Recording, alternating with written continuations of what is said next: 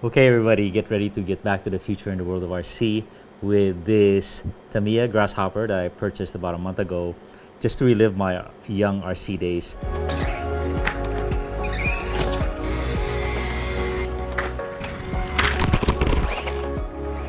I think I got it back in 1987, 1988 for the hefty price of $60.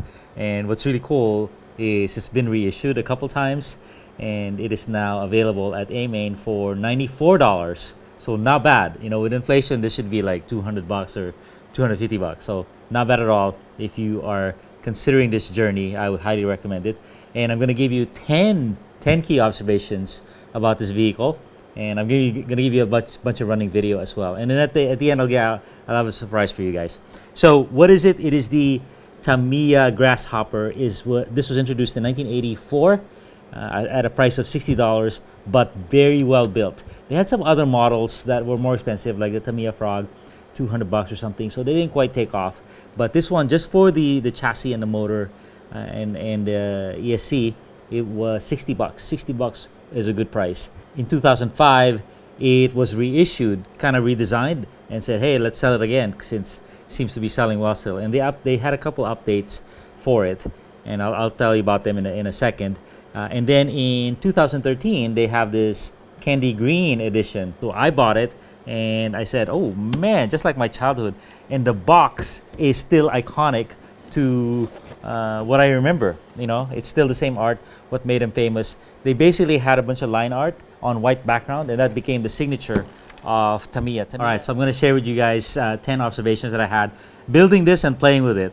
The first one is the quality is still there from what I remember. Tamiya is famous for their plastic molding, their ABS plastic. I think they used metal molds, so the quality is so good, and it's still there. So it comes together really well, and the instructions are still top notch. I mean, it's crazy. It's better than some of the stuff that's manufactured and designed today. Next observation is the tires. Tires are everything, right? And these tires are good. They're real rubber, and they're sitting on beadlock wheels.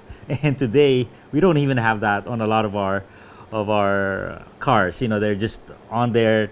They just stay on there, or they're glued on. To have beadlocks back in the day and things that really stick is very good. Third observation is the suspension is kind of primitive, and it's okay in the front, independent in the front. It's got a screw.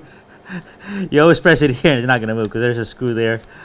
Pretty good in front, but the rear is so hard.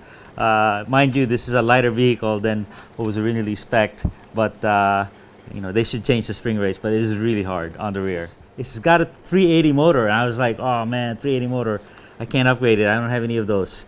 And they're using the Mambuchi motor, and at 380, go, why 380? Why not 540?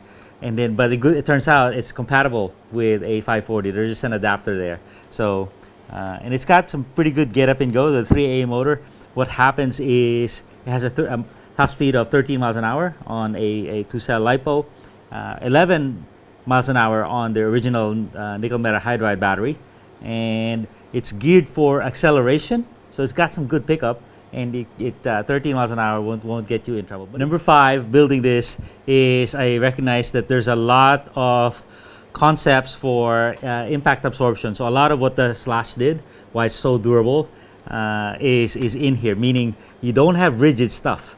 You know, this thing gonna take a hit, and I already just augured this several times on my test driving. So everything is flexy, everything can move, and the tires take the hit. So that's why it's so durable. Observation number 6 is it's only 2-wheel drive, but it can play in the loose stuff.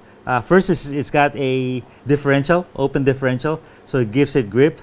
But the weighting is really good. You know, it's more rear weighted. That's why the motor is all the way back there. And so it's got some good weight and some big traction on these tires. So when you see on those vintage videos, it's playing in the sand, you can hardly do that right now today on 2-wheel drive vehicles today. You know, vehicles today are not built to be balanced. They're built to be overpowered and 4-wheel drive, right? With gyro. This thing was meant to be balanced and easy to drive. Observation number 7 is they did modernize a little bit, and they put in a real ESC, a modern ESC, the Hobbywing 1060 ESC. Still got that Tamiya plug.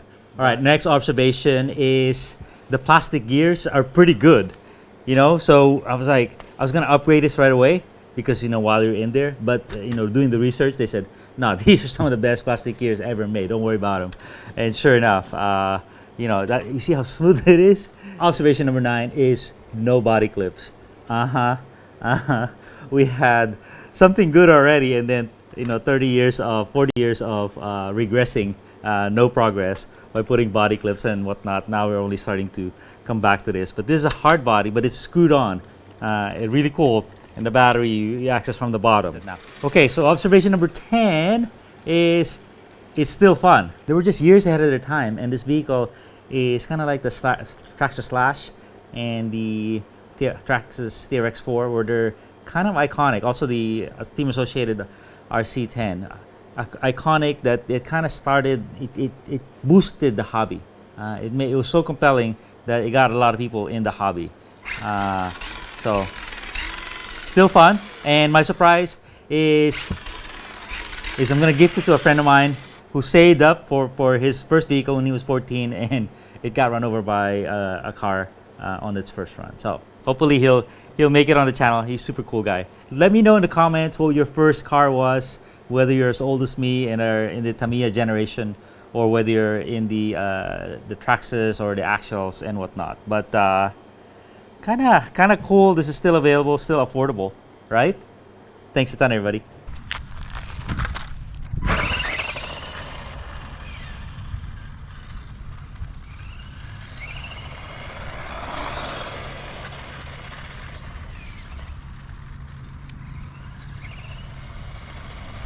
That's top speed right there.